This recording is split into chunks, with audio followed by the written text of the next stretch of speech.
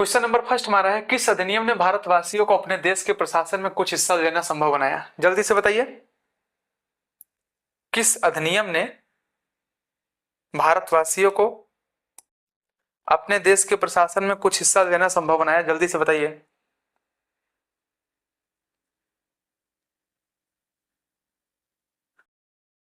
दिखाई दे रहा है क्वेश्चन? किस अधिनियम ने भारतवासियों को अपने देश के प्रशासन में कुछ हिस्सा लेना संभव बनाया?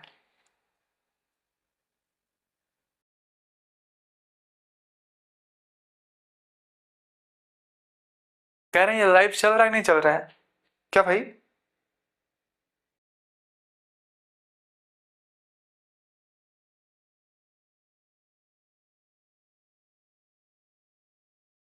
आरजू, अदिति, अबू कैस, गुंजन प्रजापति, जल्दी से बताइए। वॉइस जा रहा है मेरा? आवाज मेरा जा रहा है ना?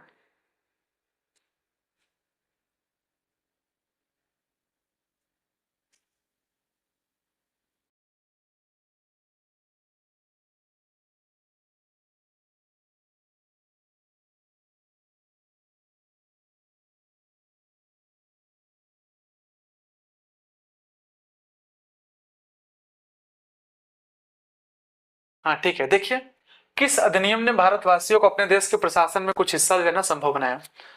तो ये था आपका चार्टर एक्ट 1833। कौन सा एक्ट था?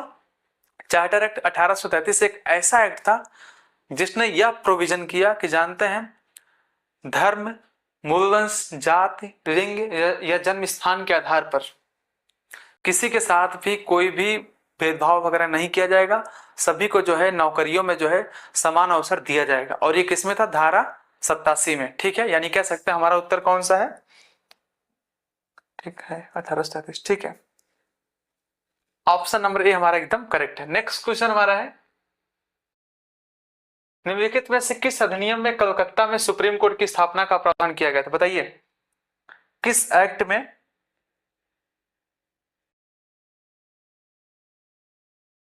कलकत्ता में सुप्रीम कोर्ट की स्थापना का प्रावधान किया गया था?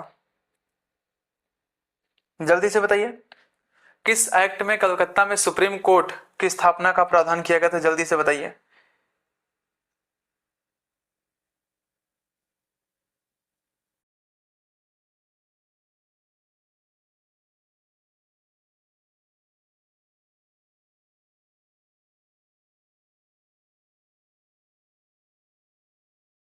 किस एक्ट में कहा गया था कलकत्ता में एक सुप्रीम कोर्ट की स्थापना होगी? किस एक्ट में कहा गया था कलकत्ता में एक सुप्रीम कोर्ट की स्थापना होगी? जल्दी से बताइए। 1773। ठीक है, किसमें? रेगुलेटिंग एक्ट 1773 में। ठीक है, यानी कि जो है ऑप्शन नंबर ए आपका एकदम करेक्ट है। नेक्स्ट क्वेश्चन हमारा है, सुप्रीम कोर्ट की स्थापना के संबंध में निम्नलिखित में से कौन सा कथन सही है? सुप्रीम कोर्ट की स्थापना के संबंध में निम्नलिखित में से कौन सा कथन सही है?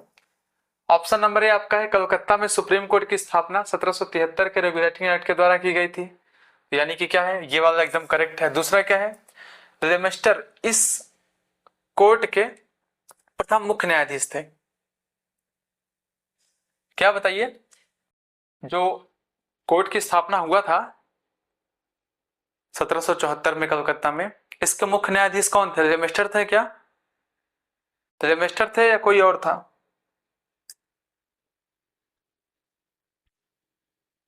गुंजन प्रजापति, अबू कैस, बताइए भाई। Good evening sir, very good evening. हमको लग रहा है सवा सो गए। सुप्रीम कोर्ट की स्थापना के संबंध में निम्नलिखित में से कौन सा कथन सही है? पहला है, कलकत्ता में सुप्रीम कोर्ट की स्थापना 1773 के रेगुलेटिंग एक्ट के द्वारा किया गया था, ये बात एकदम सही है। दूसरा क्या है, लेमेस्टर इस कोर्ट के प्रथम मुख्य न्यायाधीश थे। तो आपका ये क्या है, गलत है। यानी कि जो है इस कोर्ट के प्रथम मुख्य न्यायाधीश कौन थे? Option number A. ठीक है, इसके प्रथम मुख्य न्यायाधीश कौन थे? सर एलिजा इम्पे थे। कौन थे? सर एलिजा इम्पे थे। यानी कह सकते हैं दूसरा आपका गलत है, केवल एक सही है। ठीक है, नेक्स्ट क्वेश्चन हमारा है, चार्टर एक्ट 1813 के संबंध में निम्नलिखित कथनों पर विचार कीजिए। चार्टर एक्ट 1813 के संबंध में निम्नलिखित कथनों पर विचार कीजिए। ऑप्शन नंबर ए है, इसने भारत में ईस्ट इंडिया कंपनी के व्यापार एकाधिपत्य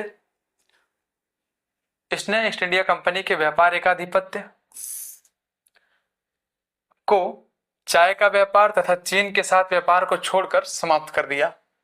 यानी कि ये वाला पॉइंट आपको तो एकदम करेक्ट है। ठीक है, 1833। ठीक है, इसने भारत में ईस्ट इंडिया कंपनी के व्यापार एकाधिपत्य को चाय का व्यापार और चीन के साथ व्यापार को छोड़ करके समाप्त कर दिया। यानी कि जो है ऑप्शन नंबर ए आपका एकदम करेक्ट है। दूसरा क्या, इसने कंपनी द्वारा अधिकार में लिए गए भारतीय राज्य क्षेत्रों पर ब्रिटिश क्राउन की संप्रभुता को सुदृढ़ कर दिया। इसने कंपनी द्वारा अधिकार में लिए गए भारतीय राज्य क्षेत्रों पर ब्रिटिश क्राउन की संप्रभुता को सुदृढ़ कर दिया। यानी कि ये भी एकदम करेक्ट है। यानी क्या हुआ, ब्रिटिश क्राउन का अधिकार जो है बढ़ता गया इस पे। ठीक है, तो तभी तो खूब एक्ट वगैरह पारित किया जा रहा है ब्रिटिश सरकार के द्वारा। यानी कि क्राउन की क्या है, प्रभुसत्ता वगैरह बढ़ती जा रही है। तीसरा पॉइंट क्या है, भारत का राजस्व ब्रिटिश संसद के नियंत्रण में आ गया था। नहीं, भारत का राजस्व जो है ब्रिटिश संसद के नियंत्रण में नहीं आया था। यानी कह सकते हैं ऑप्शन नंबर ए और दो किसमें है, एक और दो, यानी कह सकते हैं ऑप्शन नंबर ए आपका एकदम करेक्ट है। ठीक है, आरिका यादव ए। ओके,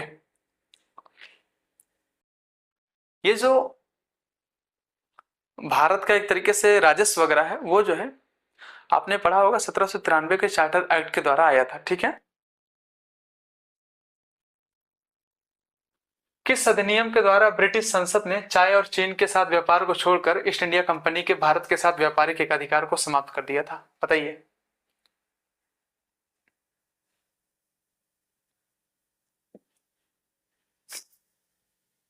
ए 1813 का चार्टर। ठीक है, यानी कि ऑप्शन नंबर ए आपका एकदम करेक्ट है। 1833। आरजू एक बार फिर से चेक कर लीजिए। कह रहा है किस अधिनियम के द्वारा ब्रिटिश संसद ने चाय और चीन के साथ व्यापार को छोड़ करके ईस्ट इंडिया कंपनी के भारत के साथ व्यापारिक एकाधिकार को समाप्त कर दिया था। देखिए 1833 में तो पूरी तरह से जो है व्यापारिक एकाधिकार समाप्त कर दिया गया था, बट इसमें कह रहा है क्या, इसमें कह रहा है चाय और चीन के साथ व्यापार को छोड़ करके कह रहा है। तो हमारा सही उत्तर क्या है, 1813 का। ठीक है, गुंजन प्रजापति है। ठीक है Gunjan, British east India company ने चाय के व्यापारिक एकाधिकार को खो दिया। बताइए, चाय के व्यापारिक एकाधिकार जो दिया गया था ब्रिटिश ईस्ट इंडिया कंपनी को, ये कब खो दिया गया। 1793 के चार्टर अधिनियम द्वारा, 1813 के चार्टर अधिनियम द्वारा, 1833 के चार्टर अधिनियम द्वारा, 1853 के चार्टर अधिनियम द्वारा। चाय का व्यापारिक एकाधिकार जो था वो कब खो दिया गया, यानी कब छीन लिया गया इनसे। 1833 में। ठीक है, यानी कि क्या है, ऑप्शन नंबर सी आपका एकदम करेक्ट है। ये जो है क्वेश्चन बहुत छोटा बना दिया गया था ये। ठीक है, हरिका यादव, निरिवन सर, गुंजन प्रजापति। भारतीय परिषद अधिनियम 1861 के संबंध में निम्नलिखित कथनों में से कौन सा सही है। कह रहा है भारतीय परिषद अधिनियम 1861 के संबंध में निम्नलिखित कथनों में से कौन सा सही है। इस अधिनियम ने गवर्नर जनरल की शासी परिषद में गैर सरकारी सदस्यों को शामिल करके लोकप्रियता का एक फुट डाल दिया।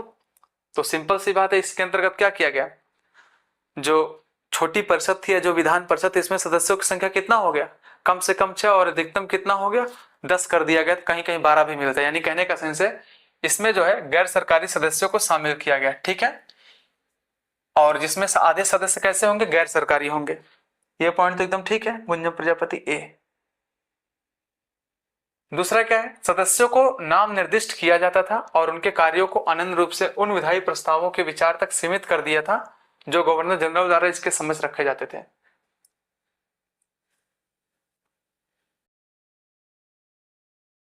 ठीक है, ये पॉइंट भी आपका एकदम सही है।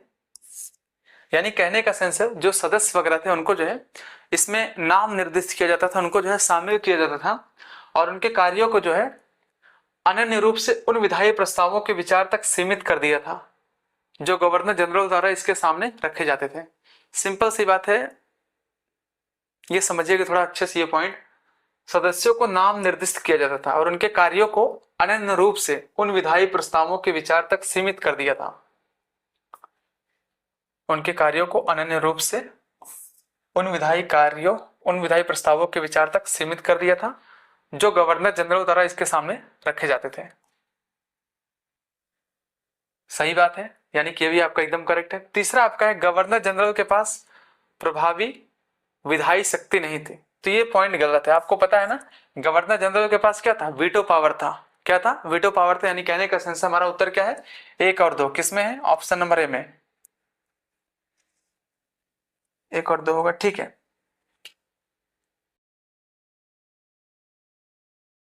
नेक्स्ट, निम्नलिखित में से किस अधिनियम ने पहली बार गवर्नर जनरल की कार्यकारिणी परिषद में निश्चित अतिरिक्त गैर सरकारी सदस्यों का अंतर्वेशन मुहैया करवाया? कह रहा है किस अधिनियम ने पहली बार गवर्नर जनरल की जो कार्यकारिणी परिषद थी ना, उसमें निश्चित अतिरिक्त गैर सरकारी सदस्यों का अंतर्वेशन यानी कि शामिल करवाया। किस अधिनियम के अंतर्गत ऐसा किया गया था? आपको पता है 1861 के अधिनियम के द्वारा ही जो है ऐसा किया गया था कि जो गवर्नर जनरल की कार्यकारी परिषद उसमें जो है कुछ भारतीयों को शामिल किया गया था। ठीक है, गैर सरकारी सदस्यों का जो है नियुक्त किया गया था। कौन सा अधिनियम है? ऑप्शन नंबर ए आपका एकदम करेक्ट है। ठीक है, नेक्स्ट क्वेश्चन है निम्नलिखित में से किससे या किनसे भारत में अंग्रेजी शिक्षा की नींव पड़ी? बताइए, किस एक्ट के द्वारा भारत में जो है अंग्रेजी शिक्षा की नींव पड़ी? किस एक्ट के अंतर्गत या किस एक्ट के द्वारा भारत में अंग्रेजी शिक्षा की नींव पड़ी? प्रियांशु मौर्य 1861, जल्दी से बताइए, किससे या किनसे भारत में अंग्रेजी शिक्षा की नींव पड़ी?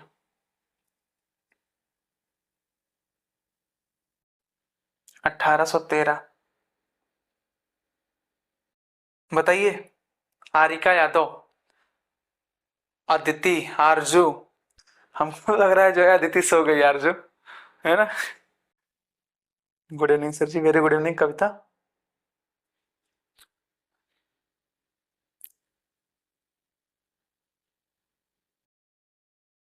1813,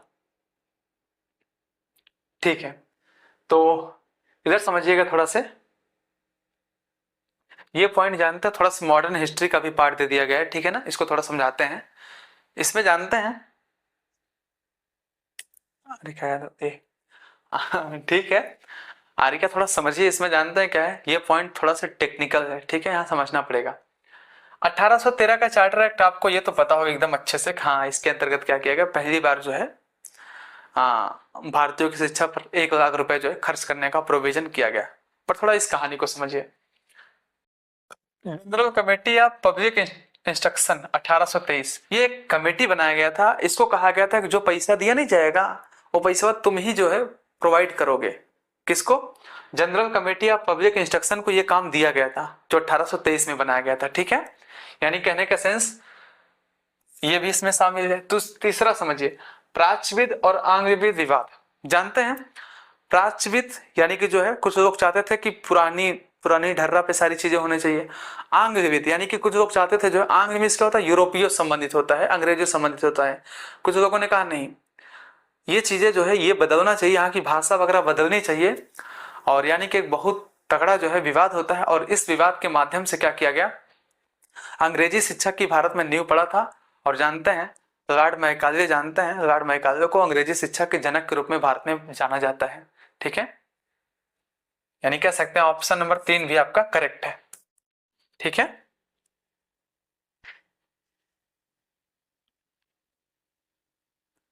नेक्स्ट क्वेश्चन हमारा है, रेगुलेटिंग एक्ट 1773 में किए गए प्रावधानों में कौन सा कथन असत्य है? हाँ, ये बताइए, रेगुलेटिंग एक्ट 1773 में किए गए प्रोविजन में कौन सा कथन इनकरेक्ट है, कौन सा कथन जो है सही नहीं है? यस सर, समझ गए, ठीक है।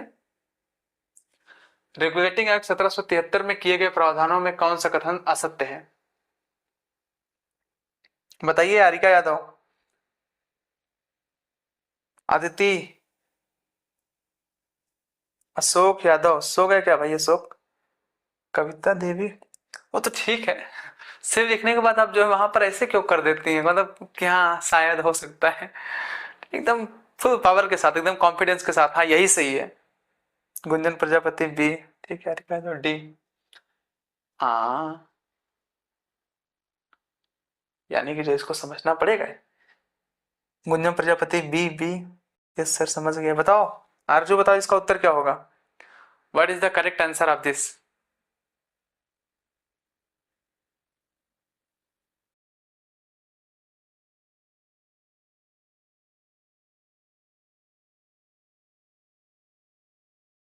देखिए क्या पूछ रहा है, रेगुलेटिंग एक्ट 1773 में किए गए प्रोविजंस में से कौन सा कथन असत्य है, कह रहा है कौन सा पॉइंट इसमें से असत्य है। पॉइंट फर्स्ट, इस अधिनियम द्वारा ब्रिटिश क्राउन का कोर्ट ऑफ डायरेक्टर के माध्यम से कंपनी पर नियंत्रण और सशक्त हो गया, सही बात है। कोर्ट ऑफ डायरेक्टर के माध्यम से क्या हो गया, आ, और जो है नियंत्रण बढ़ गया था, ठीक है, ये पॉइंट एकदम करेक्ट। इस अधिनियम में यह व्यवस्था किया गया कोर्ट ऑफ डायरेक्टर अब 4 वर्ष के लिए चुना जाएगा, ये पॉइंट भी एकदम करेक्ट है, यानी कि ऑप्शन नंबर बी भी आपका करेक्ट है। इस अधिनियम के द्वारा बंगाल के गवर्नर को बंगाल का गवर्नर जनरल पद नाम दिया गया, ये भी करेक्ट है, यानी कहने का सेंस है इनमें से कोई नहीं, यानी कि हमारा कौन सा सही है, कौन सा असत्य है, कोई भी असत्य नहीं, यानी कहने का सेंस क्या है, ऑप्शन नंबर डी आपका एकदम करेक्ट है, ठीक है। नेक्स्ट क्वेश्चन हमारा है, निम्नलिखित में से किस अधिनियम के अंतर्गत भारतीय विधान परिषद को बजट पर बहस करने की शक्ति प्राप्त हुई। किस अधिनियम के अंतर्गत भारतीय विधान परिषद को बजट पर बहस करने की शक्ति प्राप्त हुई, बताइए। जो भारत की विधान परिषद थी उसको जो है बजट पर बहस करने की शक्ति किस अधिनियम के द्वारा प्राप्त हुआ। प्रियांशु मौर्य डी, 1919 के द्वारा। अच्छा अच्छा, उसका उत्तर था डी, ठीक है।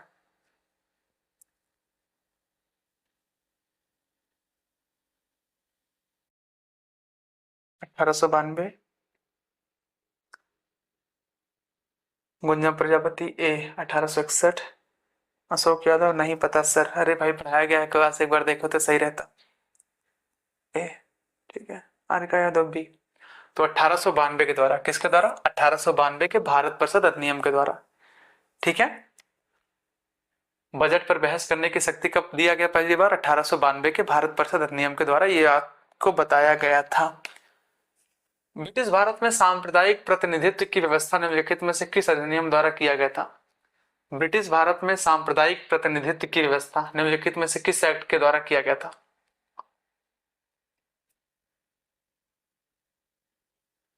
बताइए। सांप्रदायिक प्रतिनिधित्व की व्यवस्था, यह भी कल ही पढ़ाया गया, किस एक्ट के द्वारा किया गया था। आरिका यादव बी, गुंजन प्रजापति बी, ठीक है, 1909, ठीक है। यानी कि जो है अबू कैस सरबी, अबू कैस कहाँ गायब हो जाते हो। तो कहने का सेंस क्या, अभी मैंने बताया क्या, जो 1909 का अधिनियम था ना, उसके अंतर्गत क्या किया गया, मुसलमानों के लिए क्या किया गया, सांप्रदायिक प्रतिनिधित्व का व्यवस्था किया गया था। अच्छा, आप हमें कमेंट करके बताइए, सांप्रदायिकता का जनक किसे कहा जाता है, सांप्रदायिकता का जनक किसे कहा जाता है, मैंने कल पढ़ाया था। पूजा पटेल, मैं I come in sir, of course you may come in, बताइए। बताइए, सांप्रदायिकता का जनक किसे कहा जाता है, अभी कल ही मैंने पढ़ाया था, मिंटो को। सही है, कोई दिक्कत। लॉर्ड मिंटो को, वाह, ये तो और जो है उसको सम्मान दे रही है, लॉर्ड मिंटो को, ठीक है। यानी कहने का सेंस क्या है, सांप्रदायिकता का जनक किसे कहा जाता है, लॉर्ड मिंटो को कहा जाता है, ठीक है।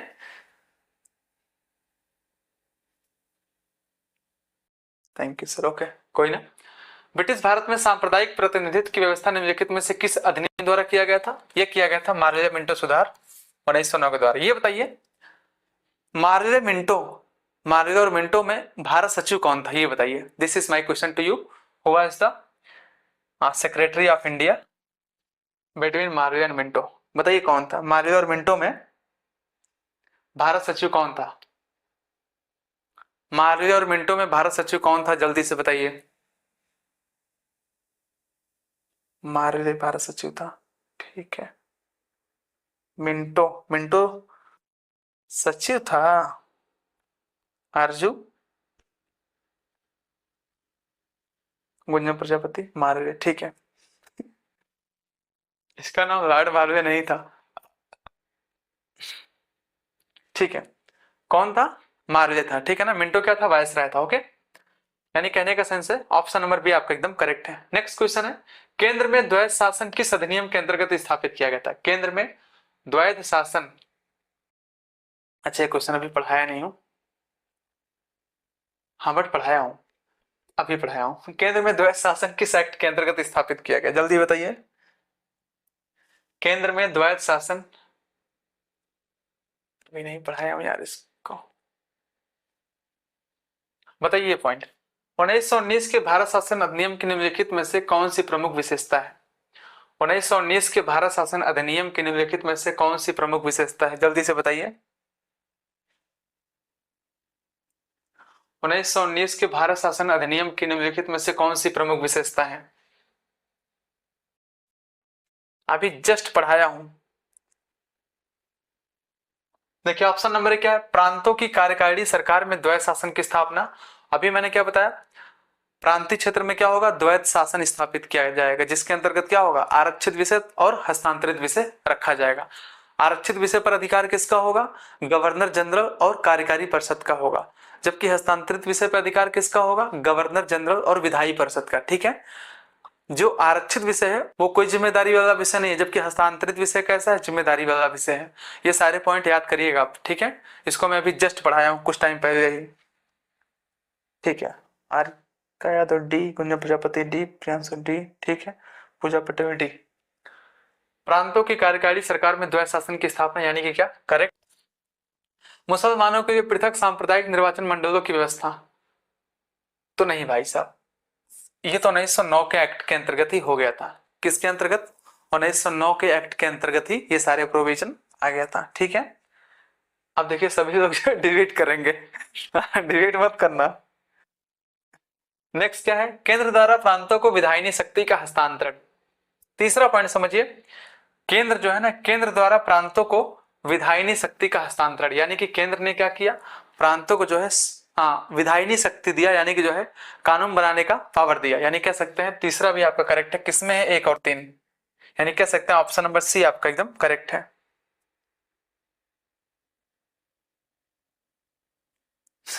कोई दिक्कत नहीं पूजा पटेल, तो वही बात है ना, सबका देख करके आप भी ऐसा कर देंगे तो हो जाएगा फिर गड़बड़। नेक्स्ट आपका है, भारतीय विधान पालिका पहली बार द्विसदनी बनाई गई। भारतीय विधान पालिका जो है, या कह सकते हैं भारतीय विधायिका, पहली बार द्विसदनी कब बनाया गया, जल्दी से बताइए।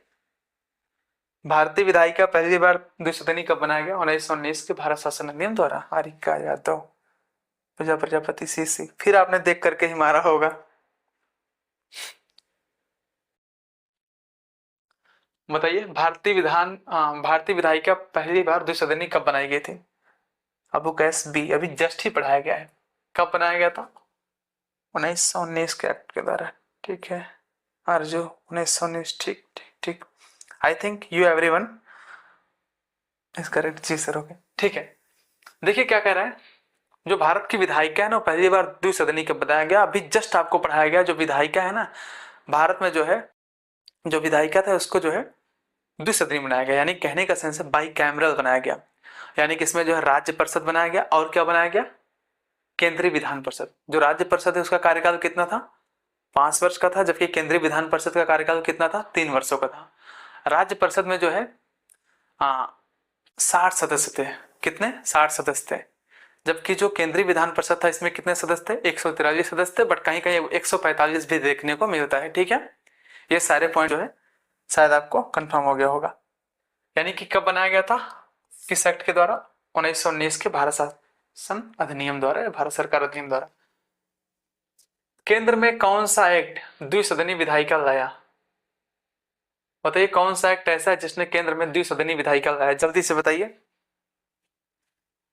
केंद्र में कौन सा एक्ट द्विसदनी विधायिका लाया? हारिका यादव सी, पूजा पटेल डबल सी।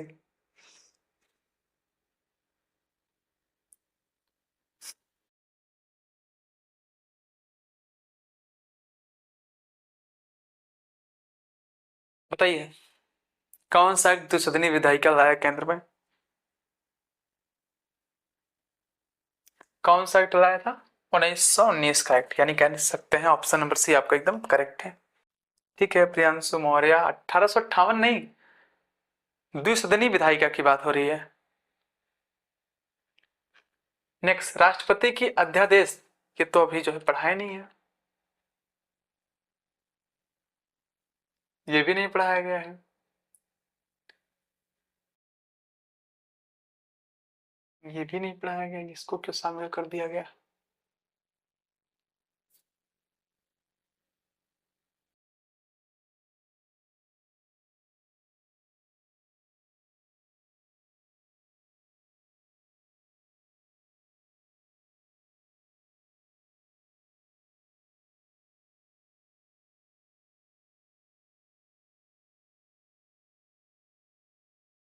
यानी कि हमको लग रहा है जो है ये हो ही गया है, ठीक है। हाँ, किस अधिनियम द्वारा कार्यपालिका और न्यायपालिका के बीच शक्ति पृथक्करण की, हाँ ये बताइए, निम्नलिखित में से किस एक्ट द्वारा कार्यपालिका और न्यायपालिका के बीच शक्ति पृथक्करण की दिशा में बड़ा कदम उठाया गया, इसके बारे में कल भी पूछा था, ठीक है। बस बस एक दो क्वेश्चन और, बस एक दो क्वेश्चन और, बस उसके बाद जो है बस ही हो जाएगा, कोई दिक्कत नहीं है। ये देखिए 50 क्वेश्चन ही है। कविता देवी सी, चार्टर 1813, पूजा प्रशक्ति सर, क्लास का टाइम 9 बजे से है, 9 से 10 चलता है।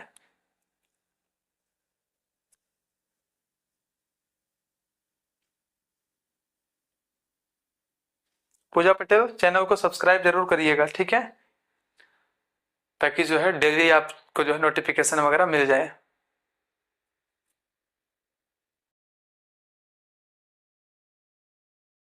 बताइए जल्दी से।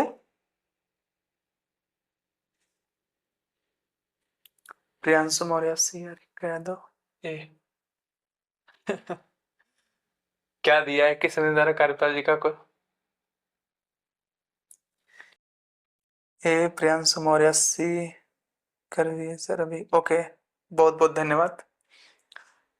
देखिए कह रहा है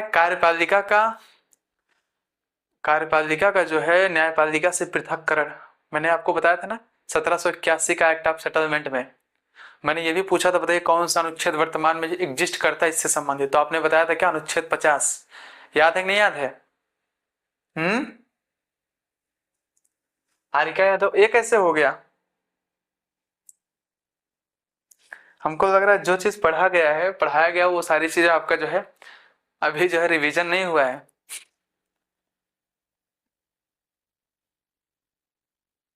सॉरी सर। ठीक है, ये बताइए भारत शासन अधिनियम 1858 के संबंध में निम्नलिखित कथनों में से कौन सा सही है? जल्दी से बताइए। ऑप्शन नंबर ए क्या है, ब्रिटिश क्राउन ने ईस्ट इंडिया कंपनी से भारत पर संप्रभुता ग्रहण की थी।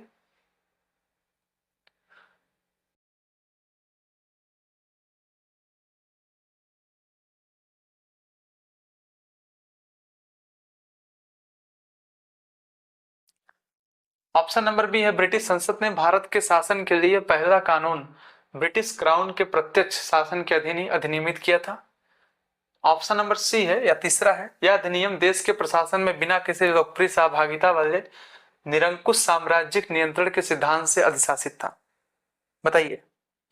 ऑप्शन नंबर ए, बताइए आरिका यादव, आरजू, जल्दी से बताइए। What is the correct answer of this question?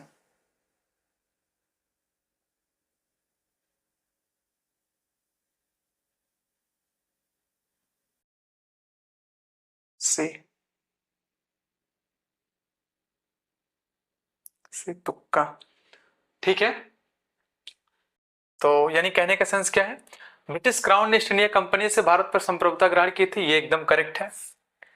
यानी कि मैंने बताया था ना, अब क्या हुआ, ब्रिटिश क्राउन का शासन हो जाएगा, फर्स्ट पॉइंट। दूसरा मैंने क्या बताया था, ब्रिटिश संसद ने भारत के शासन के लिए पहला कानून ब्रिटिश क्राउन के प्रत्यक्ष शासन के अधीन ही अधिनियमित किया था। सिंपल सी बात है, कहने का सेंस ये है, ब्रिटिश क्राउन ने ही जो है कानून को बनाया था और ब्रिटिश क्राउन ने ही जो है शासन किया था, यानी कहने का सेंस है ये भी सही है आपका।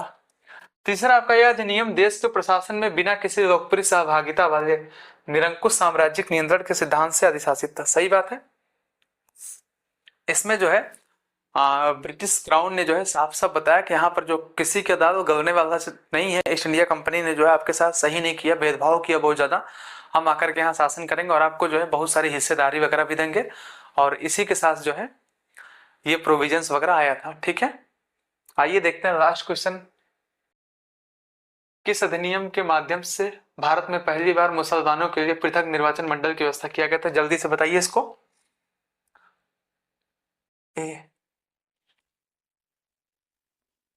बताइए किस अधिनियम के माध्यम से भारत में पहली बार मुसलमानों के लिए पृथक निर्वाचन मंडल की व्यवस्था की गई थी।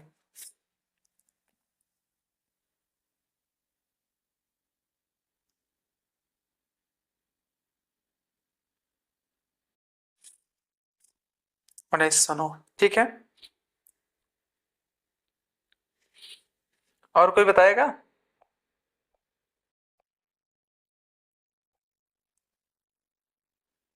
अबू कैस डी,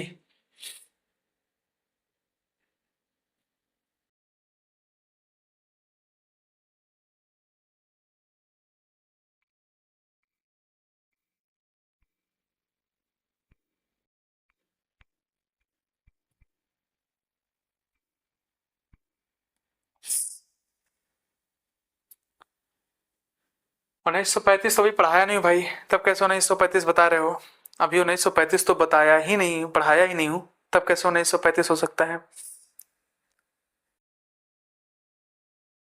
मैं सबका मैसेज देख लिए रहता हूँ, आप लोग कितना भी डिलीट कर दीजिए। अर्का यादव बी, हाँ ठीक है।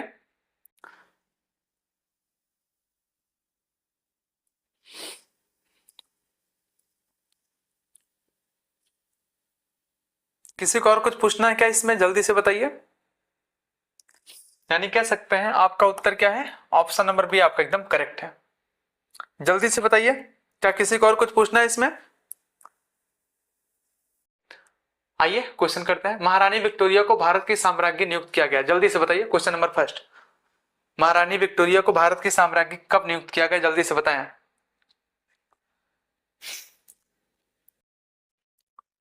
ओके, जयश्री भक्ति creation, I think you got it. हाँ, फर्स्ट क्वेश्चन इज हियर, महारानी विक्टोरिया को भारत की साम्राज्ञी नियुक्त किया गया 1858। अर्चना यादव डी, 1858। और कोई, जल्दी से बताइए। महारानी विक्टोरिया को भारत की साम्राज्ञी घोषित किया गया, नियुक्त किया गया। और कोई है, सही है आपका option number Ritesh Patel, 1858, very good. यानी कि ऑप्शन नंबर डी हमारा एकदम करेक्ट है। ओके, नेक्स्ट क्वेश्चन है, राष्ट्रपति की अध्यादेश निर्गत करने की शक्ति प्रेरित है। जानते हो 1935 का भारत शासन अधिनियम जो है ना, उसमें भी जानते हैं अध्यादेश प्रोवाइड किया गया था, ये समझिएगा।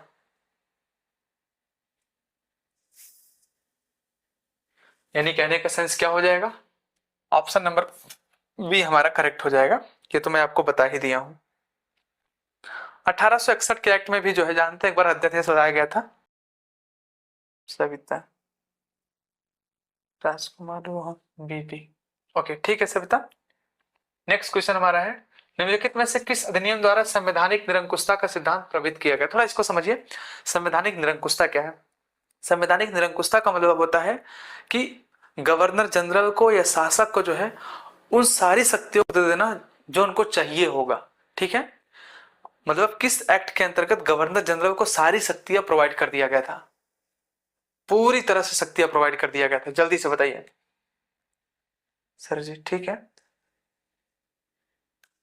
बताइए। सविता बताइए गुड़िया।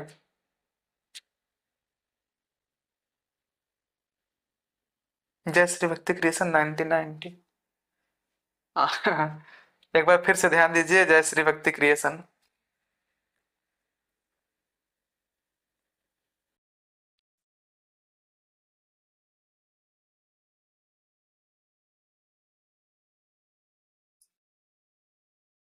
जानते हैं ये जो 1935 का भारत सरकार अधिनियम या भारत शासन अधिनियम है ना, इसमें क्या किया गया, इस एक्ट में क्या किया गया, पूरा एकदम भर भर के पावर दिया गया। हमने आपको अभी जस्ट बताया ना क्या हुआ था इसमें। इसमें जो है आ, आपको पता है कि इसमें जो पूरा का पूरा पावर दे दिया गया, यानी कि जो है जो ब्रिटिश सरकार है, ब्रिटिश सरकार को एकदम भरपूर पावर यहाँ पर दिया गया, कोई भी डिसीजन वगैरह वो ले सकती है। ठीक है, पूजा पटेल बी, सी है। ये क्वेश्चन पूछा जाएगा, समझिएगा, इंपॉर्टेंट क्वेश्चन है ये, एमपी पीसीएस में पूछा गया था, मध्य प्रदेश पीसीएस में। नेक्स्ट क्वेश्चन हमारा है, भारत के संविधान में केंद्र और राज्यों के बीच किया गया शक्तियों का विभाजन इनमें से किसमें वर्णित योजना पर आधारित है? केंद्र और राज्यों के बीच किया गया शक्तियों का विभाजन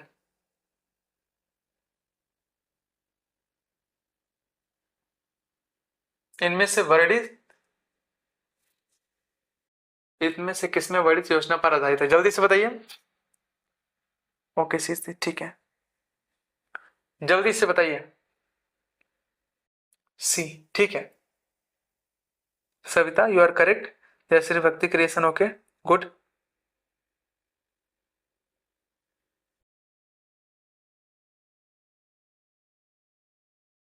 ओके, तो हमारा सही उत्तर क्या है? ऑप्शन नंबर सी हमारा एकदम करेक्ट है।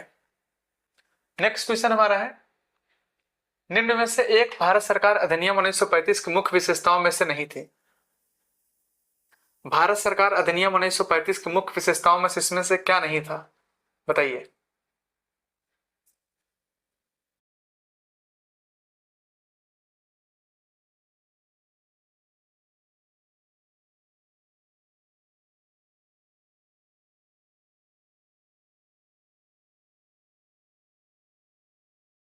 भारत सरकार अधिनियम 1935 की मुख्य विशेषताओं में से नहीं थी। ऑप्शन नंबर ए, इस अधिनियम में अखिल भारतीय महासंघ का प्रावधान था। ये तो था। अपशिष्ट विषय प्रांतीय विधायिकाओं को आवंटित किए गए थे। यह प्रांतीय स्वायत्तता के सूत्रपात का संकेत था। सही बात है, प्रांतों को क्या किया गया था? स्वतंत्रता प्रोवाइड कर दिया गया था। इसने प्रांतीय स्तर पर द्वैध शासन प्रणाली को समाप्त कर दिया और केंद्र में लागू किया, ये भी ठीक है। तो भाई साहब ये जो अवशिष्ट विषय है ना, अवशिष्ट विषय, सविता नहीं नहीं नहीं नहीं, ये समझिएगा, अभी जस्ट मैं इसको पढ़ाया तो हूँ, अभी जस्ट पढ़ाया हूँ कि प्रांतों में क्या किया गया था। प्रांतों में जो है 1919 में क्या किया गया था, द्वैध शासन लागू किया गया था। जबकि जानते हो 1935 के भारत शासन अधिनियम में क्या किया गया, प्रांतों में समाप्त करके केंद्र में लागू कर दिया गया द्वैध शासन। यानी कहने का सेंस है अखिल भारतीय महासंघ का प्रावधान था, तो एकदम था करेक्ट, कोई दिक्कत नहीं है। अवशिष्ट विषय प्रांतीय विधायकों को आवंटित किया गया नहीं, ये जो अवशिष्ट विषय है ना, ये जानते हैं ये केंद्र को प्रोवाइड किए गए थे। किसको? केंद्र को प्रोवाइड किया। इधर समझिएगा, राज्य सूची पे राज्य कानून बना सकती है, संघ सूची पे केंद्र कानून कानून बना सकती है, समवर्ती पे दोनों बना सकते हैं। अवशिष्ट सूची ऐसा सूची है जिस पर जानते हैं सिर्फ और सिर्फ केंद्र के पास पावर होता है। यानी कहने का सेंस क्या है, उस समय गवर्नर के पास पावर रहा होगा ऐसा। बी, ओके बी बी, यानी कहने का सेंस क्या है, प्रांतीय स्वायत्तता के सूत्रपात का संकेत था। सही बात है, प्रांतों को इसमें जो है स्वतंत्र कर दिया गया था, यानी कि भी आपका सही था। इसने प्रांतीय स्तर पर द्वैध शासन प्रणाली को समाप्त कर केंद्र में लागू किया, यह भी करेक्ट है। यानी कहने का सेंस क्या है, भारत सरकार अधिनियम 1935 की मुख्य विशेषताओं में से नहीं थी, ये वाला पॉइंट इसमें से नहीं था। यानी कहने का सेंस ये है, ये वाला हमारा क्या हो जाएगा, करेक्ट हो जाएगा। ठीक है, नेक्स्ट क्वेश्चन हमारा, एक संघीय व्यवस्था और केंद्र में द्वैध शासन भारत में लागू किया गया था। संघीय व्यवस्था और केंद्र में द्वैध शासन भारत में लागू किया गया था, बताइए जल्दी से बताइए। संघीय व्यवस्था और केंद्र में द्वैध शासन भारत में लागू किया गया था, जल्दी से बताएं।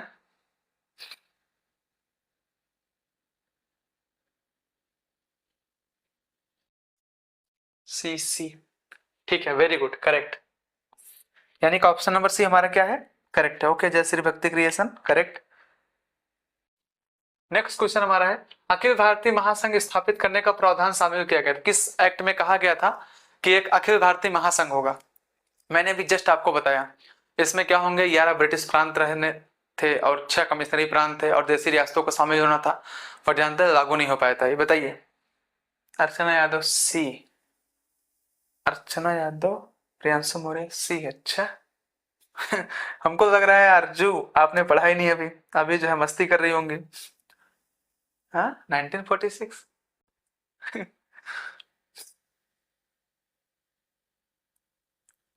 ए ठीक है। अरे भाई, जय श्री भक्ति क्रिएशन आप गायब हो गए थे क्या जब मैं पढ़ाया तभी? अखिल भारतीय महासंघ के बारे में अभी बताया था ना, 1935 में इसको लागू किया गया था। मतलब लागू करना था बट ये लागू नहीं हो पाया था। याद है नहीं याद है? अभी जस्ट आपको पढ़ाया। यानी कहने का सेंस क्या है, ऑप्शन नंबर ए आपका एकदम करेक्ट है, सविता राज। नेक्स्ट क्वेश्चन है, निम्नलिखित में से किस एक अधिनियम ने भारत में संघीय शासन की व्यवस्था दी थी? बताइए।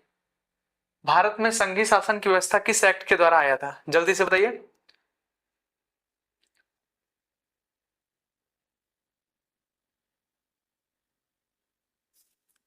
सी, ठीक है। जय श्री भक्ति क्रिएशन, संघीय शासन द्विसदनीय व्यवस्था की बात नहीं कर रहा हूं, संघीय शासन। संघीय शासन समझते हैं? जहां पे जो है केंद्र के पास पावर है वो अलग, राज्य के पास अलग पावर हो, यानी कि केंद्र के पास अलग शक्तियां हो, राज्य के पास अलग शक्तियां हो, बट केंद्र में जो है मतलब मुख्य एक बॉडी बैठी हो। अभी जस्ट आपको बताया, इसको समझिए। वो सर पहले वाले का क्वेश्चन बताए थे, ठीक, ओके। सी सी, ठीक है, ठीक। यानी कि क्या, ऑप्शन नंबर सी हमारा एकदम करेक्ट है। नेक्स्ट क्वेश्चन है, 1935 के अधिनियम द्वारा स्थापित संघ में अवशेष शक्तियां, अवशेष का मतलब अवशिष्ट शक्तियां, किसको दी गई थी? अवशिष्ट शक्तियां किसको प्रोवाइड की गई थी, जल्दी से बताइए।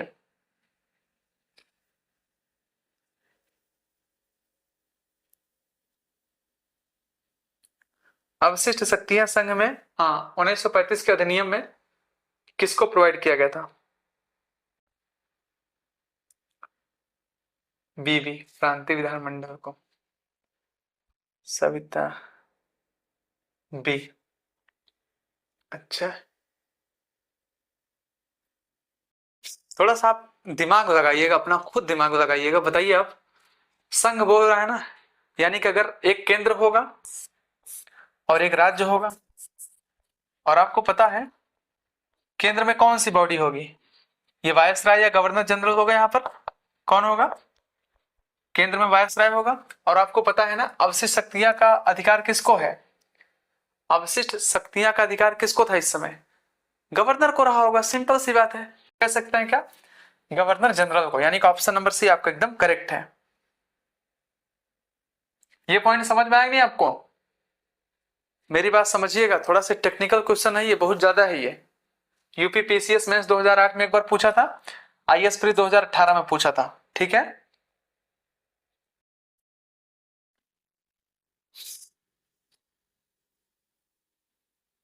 नेक्स्ट क्वेश्चन है, 1935 का गवर्नमेंट ऑफ इंडिया एक्ट क्यों महत्वपूर्ण है? बताइए। 1935 का गवर्नमेंट ऑफ इंडिया एक्ट क्यों इंपॉर्टेंट है? 1935 का गवर्नमेंट ऑफ इंडिया एक्ट क्यों महत्वपूर्ण है, जल्दी से बताइए।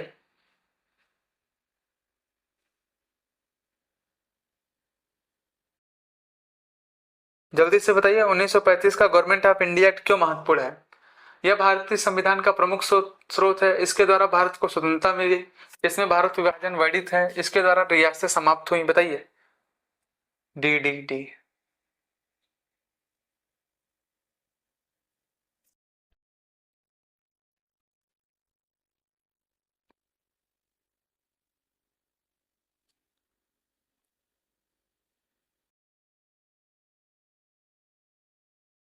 गवर्नमेंट ऑफ इंडिया क्यों इंपॉर्टेंट है, मैंने बताया था ना, जो भारत शासन अधिनियम है ना 1935, मतलब ये इस वजह से इंपॉर्टेंट है क्योंकि जानते हैं इसका अधिकांश हिस्सा जो है भारत के संविधान में शामिल है। मैंने आपको बताया था, जब आपको मैंने पढ़ाया था क्या, संविधान के भाग जब पढ़ाया था तभी बताया था, जब स्रोत पढ़ाया था फिर भी बताया था इसके बारे में। तो आपको समझना चाहिए, पीछे की चीजें याद करना चाहिए।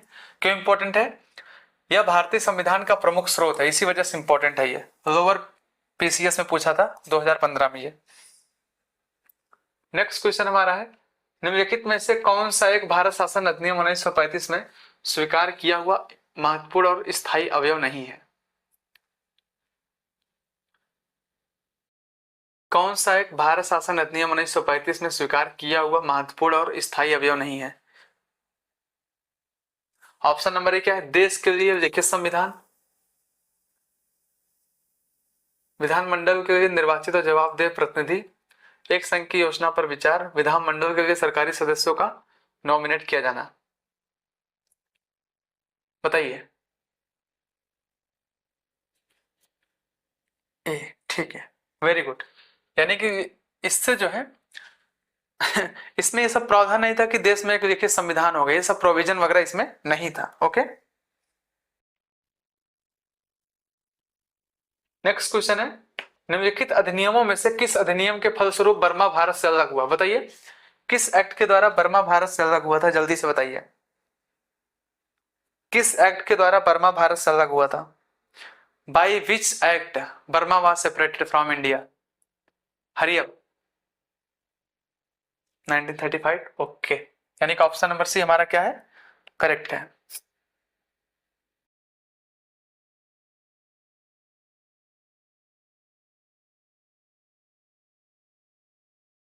सविता राजकुमार, चैनल को अगर आपने सब्सक्राइब नहीं किया होगा तो सब्सक्राइब कर लीजिएगा गुड़िया, ठीक है।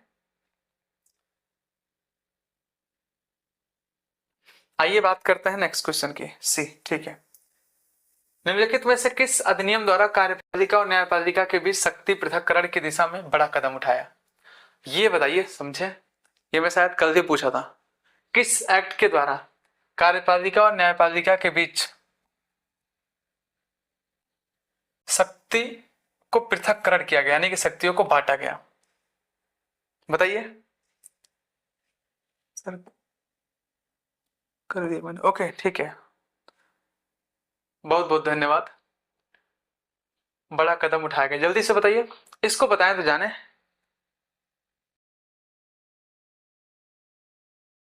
बताइए भाई, जल्दी से बताइए। ठीक है, जैसे व्यक्ति क्रिएशन, मतलब आप जो है पढ़ते हैं, ठीक। आरजू, कल भी आपने बताया था ना, कल आपने इसको इसके बारे में बताया था, परसों भी आपसे यही क्वेश्चन पूछा गया था। ये जो आपका 1781 का एक्ट ऑफ सेटलमेंट आया था, इसमें क्या किया गया? इसके अंतर्गत न्यायपालिका को कार्यपालिका से क्या किया गया? सेपरेट किया गया। तो मैंने कल भी एक क्वेश्चन पूछा था, बताओ कि वर्तमान में किस अनुच्छेद के अंतर्गत कार्यपालिका को न्यायपालिका से अलग करने का प्रावधान है? आपने बताया था ना, अनुच्छेद 50, याद है? ठीक है, नेक्स्ट क्वेश्चन हमारा है, भारत शासन अधिनियम 1858 के संबंध में निम्नलिखित कथनों में से कौन सा सही है? भारत शासन अधिनियम 1858 के संबंध में कौन सा इसमें से सही है? वो गलती से हो गया, ठीक है, कोई ना। भारत शासन अधिनियम 1858 के संबंध में कौन सा सही है? ऑप्शन नंबर ए है, ब्रिटिश क्राउन ने ईस्ट इंडिया कंपनी से भारत पर संप्रभुता ग्रहण की थी। तो क्या ये बात सही है? 1858 के द्वारा जो ब्रिटिश क्राउन था वो ईस्ट इंडिया कंपनी को हटा करके क्या किया? भारत पे जो है खुद आकर के शासन करने लगा। ये बात सही था, गलत एकदम? तो ये बात क्या था? एकदम आपका करेक्ट था। नेक्स्ट क्या है, ब्रिटिश संसद ने भारत के शासन के लिए पहला कानून ब्रिटिश क्राउन के डायरेक्ट शासन के अधीन ही अधिनियमित किया था, यानी कि ये भी सही था। यानी कि जो नियम बनाने का काम था वो किसने करना शुरू कर दिया? ब्रिटिश संसद ने जो है भारत के डायरेक्ट करना शुरू कर दिया, और ब्रिटिश सरकार ने क्या किया? डायरेक्टली भारत में जो है रूल करना, यानी कि जो शासन करना भी स्टार्ट कर दिया था, ठीक है। यह अधिनियम देश के प्रशासन में बिना किसी लोकप्रिय सहभागिता वाले निरंकुश साम्राज्यिक नियंत्रण के सिद्धांत से अधिशासित था। यानी कि ये भी करेक्ट है, यानी कि 1 2 3 मैं कल जो है इसके बारे में फिर से पूछा था, तीनों, ठीक है। निम्नलिखित में से किस अधिनियम के माध्यम से भारत में पहली बार मुसलमानों के लिए पृथक निर्वाचन मंडल की व्यवस्था किया गया था? जल्दी से बताइए। गोम एम गोमती, के एम गोमती, सविता राजकुमार सी। एक बार फिर से ध्यान दीजिए सविता। हेलो सर जी, नमस्ते, जय Bhim, I am new student. जय भीम, नमो बुद्धाय आपको। बताइए, निम्नलिखित में से किस अधिनियम के माध्यम से भारत में पहली बार मुसलमानों के लिए पृथक निर्वाचन मंडल की व्यवस्था किया गया था? 1909, वेरी गुड। के एम गोमती जी जो है, चैनल को सब्सक्राइब कर लीजिएगा ताकि आपको नोटिफिकेशन वगैरह कंटिन्यू मिलता रहे। मैंने क्या बताया था? मुसलमानों के लिए पृथक निर्वाचन मंडल की व्यवस्था, ये किस एक्ट के अंतर्गत किया गया था? 1909 के मार्ले मिंटो सुधार के अंतर्गत। ठीक है, ठीक है, सही आपका। सविता, आपने कैसे सी कर दिया? 9 से 10 बजे ये क्लास जो है कंटिन्यू होती है। ठीक है, अर्चना यादव बहुत देर में रिप्लाई करते हैं, जी सर जरूर, ओके। नेक्स्ट क्वेश्चन हमारा है, भारत के गवर्नर जनरल को किस एक्ट के द्वारा अपनी समिति के निर्णय को अस्वीकार करने का अधिकार मिला? बताइए, भारत के गवर्नर जनरल को किस एक्ट के द्वारा अपनी समिति के डिसीजन को अस्वीकार करने का अधिकार मिला? बताइए।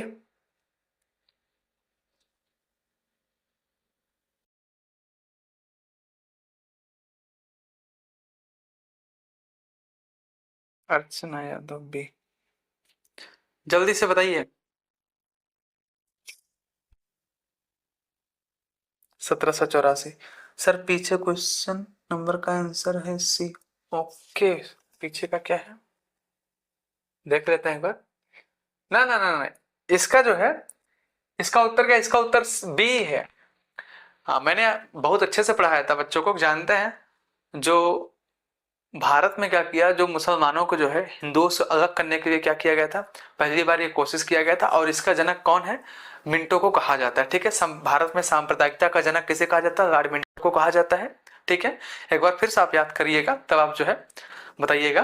ठीक है, क्या नाम है आपका? हाँ, सविता राजकुमार। एक बार चेक कर लीजिएगा, बाकी मैं तो जो है चेक ही किया हूँ, सर नेट स्लो है। गुड नाइट, बहुत मार खाओगी आरजू। ठीक है, रिफ्रेश करो। भारत के गवर्नर जनरल को किस एक्ट के द्वारा अपनी समिति के डिसीजन को अस्वीकार करने का अधिकार मिला? बताइए। इससे पीछे, अच्छा उससे ही पीछे। हाँ तो सी तो था, ठीक है, कोई दिक्कत नहीं, सी हमने बताया भी था। रिप्लाई देर से पहुंचता है तो क्या करें? अरे रिफ्रेश रिफ्रेश कर लीजिए, कहां पर हैं आप?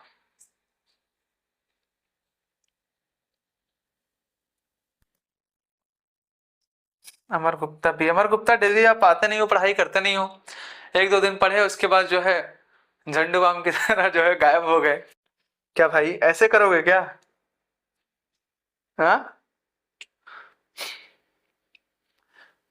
ये देखिए, मैंने आपको बताया था ना 1786 का विशेष अधिनियम, इसके अंतर्गत क्या किया गया था? इसके अंतर्गत जो है गवर्नर जनरल को पावर दिया गया था, यानी कि लॉर्ड कॉर्नवालिस था उस समय, उसको पावर दिया गया था कि तुम जो है, जो गवर्नर जनरल की कार्यकारी परिषद है उसकी शक्तियों को तुम जो है रद्द कर सकते हो। और गवर्नर जनरल को प्रमुख सेनापति बनाया गया था, यानी कहने कह सकते हैं क्या, भारत के गवर्नर जनरल को किस एक्ट के द्वारा अपनी समिति, समिति यानी कि जो गवर्नर जनरल की कार्यकारी परिषद थी, के निर्णय को रद्द करने या स्वीकार करने का अधिकार मिला था? किसके द्वारा मिला था?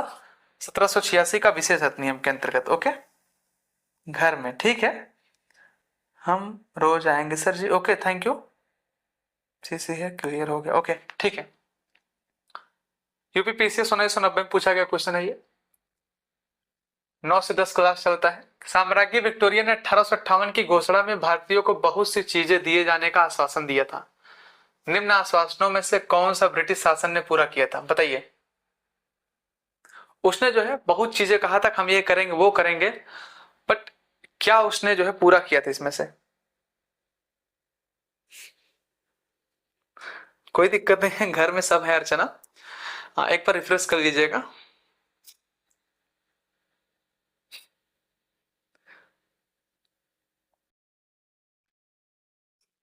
साम्राज्ञी विक्टोरिया ने 1858 की घोषणा में भारतीयों को बहुत सी चीजें दिए जाने का आश्वासन दिया था। निम्न आश्वासनों में से कौन सा ब्रिटिश शासन ने पूरा किया? देखिए, आपको पता है जब एक तरीके से 1857 की क्रांति हुआ ना, उसके बाद क्या हुआ, अंग्रेज यानी कि ब्रिटिश सरकार एकदम पूरा चरमरा गई। उसने कहा कि भाई अब ईस्ट इंडिया कंपनी यहाँ पर शासन सत्ता संभाल ही नहीं पा रही है। तो उसने खुद जो है यानी कि ब्रिटिश सरकार ने क्या किया, खुद यहाँ पर जो आकर के शासन वगैरह करना स्टार्ट कर दिया।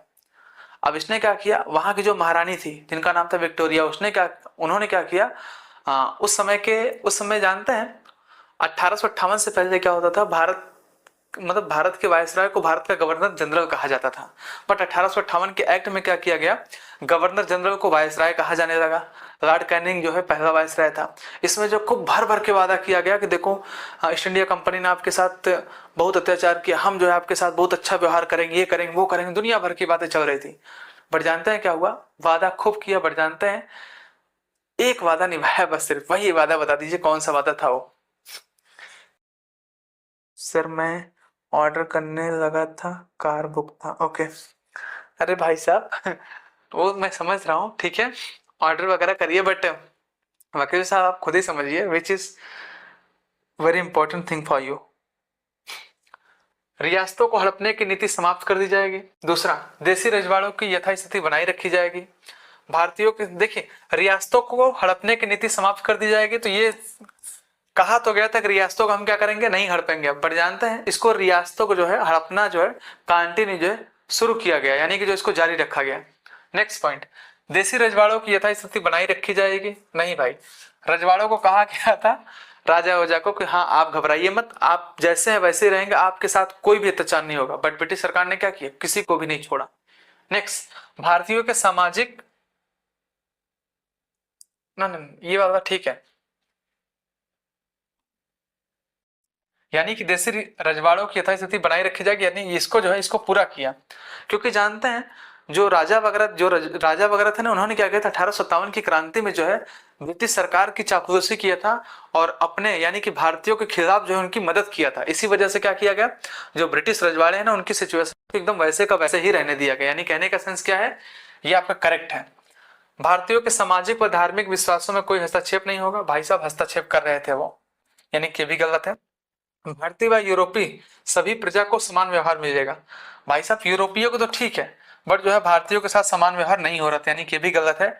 ऑप्शन नंबर जो है बी आपका एकदम सही है, बी ठीक है। कैसा क्वेश्चन है, अरे बाबा, हाँ ऐसे ही क्वेश्चन रहता है थोड़ा सा जो है, हर तरह के क्वेश्चन वगैरह आप टैकल करने का प्रयास करिए, तभी मजा आएगा ना, तभी तो आपको लगेगा ना हाँ कि किस तरह का क्वेश्चन वगैरह हमको टैकल करना चाहिए। नेक्स्ट इधर समझिए, निम्न अधिनियमों को सही ढंग से मिलाइए। एक तरफ है सूची एक, दूसरी तरफ है सूची दो। अब आपको जो है सूची ए में जो है, सूची नंबर 1 में जो है ऑप्शन ए है भारत सरकार अधिनियम 1919, बी में है भारत सरकार अधिनियम 1935, सी है आपका पार्लियामेंट सुधार 1909, डी है आपका भारत परिषद अधिनियम 1861, ई है आपका अधिनियम 1858। देखिए मैं क्या करता हूं, मैं ना 9 से 10 बजे जो है पॉलिटी का क्लास स्टार्ट होता है। पॉलिटी को चैप्टर को पढ़ाने के बाद तब क्वेश्चन वगैरह कराया जाता है, जितना आपका क्वेश्चन रहता है, ताकि सभी चीज आपका एकदम क्रिस्टल क्लियर हो जाए।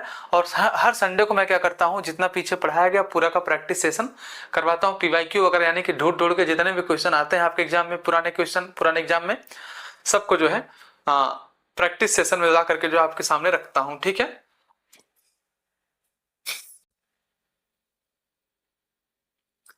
बताइए, सविता राजकुमार, बी। देखिए सूची एक को सूची दो से जो मिलाना है, भारत सरकार अधिनियम 1919, ये जो भारत सरकार अधिनियम 1919 है ना, इसके अंतर्गत क्या किया गया था, इसके अंतर्गत जो है प्रांतों में द्वैध शासन आया, अभी जस्ट आपको बताया गया था, प्रांतों में द्वैध शासन इसी के अंतर्गत आया था। यानी कि कहने का सेंस क्या है, एक का क्या होगा 3, तो देख लीजिए एक का 3 किसमें किसमें है, यानी कि इसमें नहीं है, इसमें है यानी कि सही हो जाएगा, इसमें नहीं है यानी कि ये गलत, ये गलत। यानी कहने का सेंस कि आईएएस 1950 में पूछा गया क्वेश्चन है ये, यानी कहने का सेंस क्या, ऑप्शन नंबर बी आपका एकदम करेक्ट है, ऑप्शन नंबर बी आपका एकदम करेक्ट है। आप ऐसे ही इसको जो है टैकल कर सकते हैं, गुड, बी ठीक है। देखिए भारत सरकार अधिनियम 1935 के अंतर्गत क्या किया गया था, प्रांतीय स्वायत्ता प्रोवाइड किया गया था, यानी कि क्या, बी का बने है, हाँ ठीक है, ये भी सही है, यानी कि ये भी ठीक है, ये भी ठीक है। मार्गो मिंटो सुधार 1909, इधर देख लीजिए, क्या नाम है आपका, अभी जो आप बोल रही थी, हाँ सविता, थोड़ा एक बार चेक कर लीजिए, देखिए आपने अभी क्या बोल रहा था सर, नहीं नहीं बट आपने तो सही बोला था, कोई दिक्कत नहीं, आपने कहा सर उसके पीछे का क्वेश्चन है, ठीक है। 1909 मार्गो मिंटो सुधार 1909 के अंतर्गत क्या आया था, इसके अंतर्गत सांप्रदायिक निर्वाचन होना स्टार्ट हो गया था, यानी कहने का सेंस क्या है, सी का 4, तो देखिए क्या सी का 4 है इसमें, हाँ सही है। नेक्स्ट क्या है, भारत परिषद अधिनियम 1861, इसके अंतर्गत क्या किया गया था, इसके अंतर्गत सती प्रथा का अंत कर दिया गया था, यानी कहने का सेंस क्या, डी का 2, डी का 2 सही है। नेक्स्ट आपका अधिनियम 1858, इसके अंतर्गत क्या हुआ, ब्रिटिश शासन सरकार क्या हुआ, सत्ता प्राप्त हुई, यानी कहने का सेंस ये आपका एकदम करेक्ट है, कौन, ऑप्शन नंबर बी आपका एकदम करेक्ट है। Okay good. आइए बात करते हैं नेक्स्ट क्वेश्चन की, कौन सुमेल नहीं है, इसमें से कौन ऐसा है ऑप्शन जो सुमेलित नहीं है, जल्दी से बताइए, कौन सा ऑप्शन आपका सही नहीं है। जिसने भी जो है चैनल को सब्सक्राइब नहीं किया हो, please just a request, please try to subscribe my channel, okay, और वीडियो को लाइक वगैरह कर दिया करिए आप लोग, ठीक है, और नोटिफिकेशन वगैरह ऑन कर लीजिए ताकि आपको कंटिन्यू जो है नोटिफिकेशन वगैरह मिलता रहे। देखिए कौन सुमेल नहीं है पूछ रहा है, देखिए मार्गो मिंटो सुधार, ये जो मार्गो मिंटो सुधार है ना, इसके अंतर्गत क्या किया गया, सांप्रदायिक प्रतिनिधित्व लाया गया, यानी कि ये एकदम जो मैच कर रहा है, कोई दिक्कत नहीं है। दूसरा क्या है, भारत सरकार अधिनियम 1935 के अंतर्गत क्या हुआ, स्वशासन आया, यानी कि ये भी सही है, प्रांतीय स्वशासन आया, ये भी ठीक है। तीसरा क्या, कैबिनेट मिशन के अंतर्गत क्या किया गया, संविधान सभा का गठन किया गया, यानी कि it is also correct, okay, ठीक है। साइमन कमीशन, जो साइमन कमीशन है ना, इसके अंतर्गत भाई साहब भारत का विभाजन नहीं हुआ था, भारत का विभाजन कैसे हुआ था, माउंटबेटन योजना के अंतर्गत, ठीक है, यानी कहने का सेंस ये वाला सेंस क्या, ये आपका सुमेल नहीं, यानी कि ऑप्शन नंबर डी आपका एकदम करेक्ट है, ओके ठीक, ओके गुड। सविता, ये भी देखो IAS 1988 में पूछा गया क्वेश्चन है, बार बार ये जो है प्रीवियस ईयर क्वेश्चन मैं करवा रहा हूँ, ठीक है, अपने से कुछ बनाया नहीं गया है, इतना बात समझिएगा। भारतीयों को वर्ष 1947 में सार्वभौम सत्ता सौंपने की योजना निम्न में से किस नाम से जानी गई, बताइए। भारतीयों को जो है सत्ता सौंप, मतलब किस अधिनियम के अंतर्गत भारतीयों को सत्ता जो है सौंप दी गई, बताइए। बी, माउंटबेटन योजना, अच्छा ये बी है और ये सी है, ये समझिएगा, गलती से जो है ये टाइपिस्ट का हमारे मिस्टेक है, ठीक है, बी, ओके ठीक है, अर्चना यादव, यानी कहने का सेंस क्या, माउंटबेटन योजना के अंतर्गत, okay, option number B is correct है, ओके। नेक्स्ट क्वेश्चन इज है, भारत का संविधान लागू होने तक आजादी के बाद, यानी कि स्वतंत्रता के बाद, इसका शासन किसके अंतर्गत चलाया गया, बताइए। अभी जस्ट मैंने क्या बताया था, भारत का शासन जब लागू हो गया, भारत का संविधान लागू होने तक, यानी कि जब तक भारत का संविधान नहीं लागू हुआ था तब तक भारत की शासन व्यवस्था किस एक्ट के अंतर्गत चला गया था। अर्चना यादव भी, सर क्वेश्चन आंसर डाल दीजिए प्लीज, क्या क्वेश्चन आंसर डाल दीजिए प्लीज।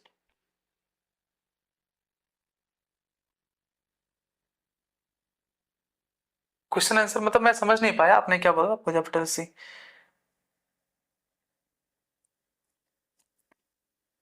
आप थोड़ा बताइए, मतलब मैं I don't understand your word, what did you say, sorry typing mistake, okay ठीक है, यानी क्या, भारत का संविधान लागू होने तक, यानी कि जब तक भारत का संविधान बन रहा था, जब तक लागू नहीं हो पाया था तब तक भारत का शासन व्यवस्था किसके अंतर्गत चल रहा था, भारत शासन अधिनियम 1935 के अंतर्गत, ओके। क्वेश्चन नंबर डालो प्लीज सर, ओके अच्छा क्वेश्चन नंबर, ठीक है, कल से मैं जो है बोल दूंगा कि क्वेश्चन नंबर डाला जाए, ठीक, हाँ हाँ तब सही रहेगा, ताकि कोई बताए हाँ 46 का ये, 47 का इतना, 48 का इतना, हाँ you are correct, I just try to do this, ठीक ठीक ओके, आप सही कह रही हैं, किसके अंतर्गत, भारत शासन अधिनियम 1935 के अंतर्गत। नेक्स्ट क्वेश्चन हमारा है, मांटेग्यू चेम्सफोर्ड सुधार में प्रावधानों का सार क्या था, मांटेग्यू चेम्सफोर्ड सुधार, इसमें जो प्रावधान आया था इसका मुख्य सार क्या था, समरी क्या था, ठीक बताइए। मांटेग्यू चेम्सफोर्ड सुधार जो आया था उसमें जो है उसका मुख्य सार क्या था, what was the main summary of Montagu Chelmsford improvement reform, Amar Gupta B, प्रांतों में दोहरा शासन। ठीक, बहुत बढ़िया Amar Gupta, you are correct. यानी कि ऑप्शन नंबर बी आपका एकदम करेक्ट है। ऑप्शन नंबर बी होगा पूजा पटेल भी। ठीक है पूजा पटेल, आप जो है हाँ कहाँ गायब हो जाती हैं? यानी कि ऑप्शन नंबर बी हमारा एकदम करेक्ट है। IAS 1987 का क्वेश्चन आपने सॉल्व कर दिया। ओके ये समझिए कि आप लोग जो है टाइम पे आ जा करिए। ओके, नेट ना चल रहा है। ठीक है कोई बात नहीं। अखिल भारतीय महासंघ स्थापित करने का प्रावधान शामिल किया गया था। बताइए किस एक्ट के अंतर्गत जो है अखिल भारतीय महासंघ शामिल करने का प्रावधान किया गया था? बताइए, अभी जस्ट मैं इसके बारे में बताया हूं। बताइए, 2-3 क्वेश्चन और है बस, जल्दी से बताइए। किसका नेट नहीं चल रहा, मेरा कि आपका? मेरा भी। ए ठीक है, ऑप्शन नंबर ए आपका एकदम करेक्ट है। अमर गुप्ता सी नहीं भाई, अभी जस्ट इसको पढ़ाया। अमर गुप्ता जितना क्लास आपका पीछे छूटा हुआ है बाबू, उसको पूरा जो है नोट कर लीजिएगा, पूरा देख लीजिएगा, तभी मजा आएगा। ठीक है ना, बिना देखे जो है मजा नहीं आएगा, ये समझिएगा। ठीक है अर्चना, यूपी PCS 2013। निम्नलिखित में से किस अधिनियम ने केंद्र में द्वैध शासन सिस्टम को स्थापित किया? केंद्र में द्वैध शासन कब आया बताइए, किस अधिनियम के द्वारा? यानी कि प्रांतों में समाप्त कर दिया गया, केंद्र में आया द्वैध शासन। बताइए किस एक्ट के अंतर्गत?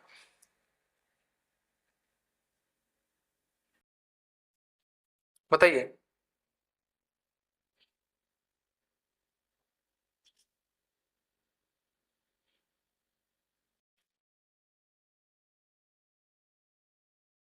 ये जो है भारत शासन अधिनियम 1935 के अंतर्गत, किसके अंतर्गत? भारत शासन अधिनियम 1935 के अंतर्गत ऐसा किया गया था। 1909 में नहीं, भारत शासन अधिनियम 1935 के अंतर्गत क्या किया गया? प्रांतों से द्वैध शासन को समाप्त करके केंद्र में जो है लागू कर दिया गया था। ठीक है पूजा पटेल, ये correct. Okay, Archana Yadav correct, Savita correct. Okay, next question है, संघीय प्रणाली का पहला प्रयास भारत सरकार अधिनियम किया गया था। बताइए, संघीय प्रणाली का पहला प्रयास कब किया गया था? संघीय प्रणाली का पहला प्रयास कब किया गया था? अभी इसको 2-3 बार जो है बता चुका हूं। Option number C. ठीक है 1935 में। गुड,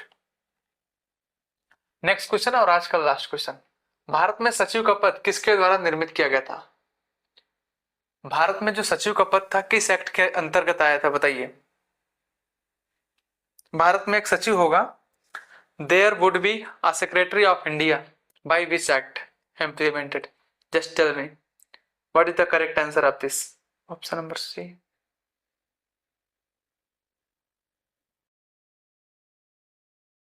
पूजा पटेल सी, और कोई है?